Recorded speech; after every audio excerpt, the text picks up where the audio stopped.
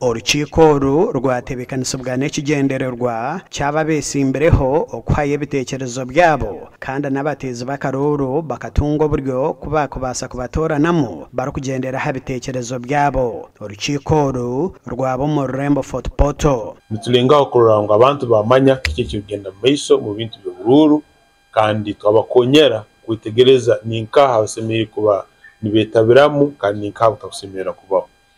Ensonga endi nukukongera kuleta abembezi banu nabo kutugambera tubu batikanize bata mu bintu ebyabantu barukwenda kurora ngo babihayo. Positions agree that for this time we shall not give rain. Now they get it from wind. So they cannot all lose. At least one will go through. So let us reduce money in our campaign.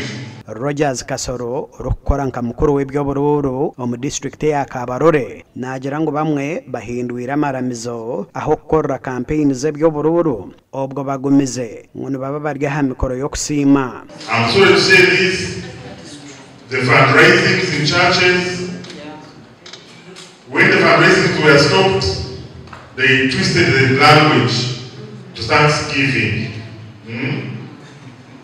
Our stakeholders, the politicians, the candidates even fear to move because they know once you reach there, the basket will come to your face. Icyo nikijaho bwa nyuma ya bamwe kurugayo bakore ko butashemererwa kw'abanyabategeki bahindwira amakanisa emizigiti hamwe n'amakereziya nk'emyanya yo kuterera mu za campaign konka ekiro kuhereza amasiko no kushanga ngo abantu nubo bamwe bariyo nibatabebembezi babahamunugo okubashobora aha binte babasize kubakorera emyaka 5 eyibamaze rombwebembezi tukemereza fundraising habo kulenga kwetantara abantu bakomeza kubi abantu zo kuteza ko yesente nyingi no kusemekona na hibu bururu bagamba less an emergency cyaho naho otherwise fundraising zemereze uko abantu bamukamba batekana bakomeza batekaina that ban is still on up to I think February next year after the general elections. Flagged off to go to the field and start looking for votes, but what are the results that we are seeing?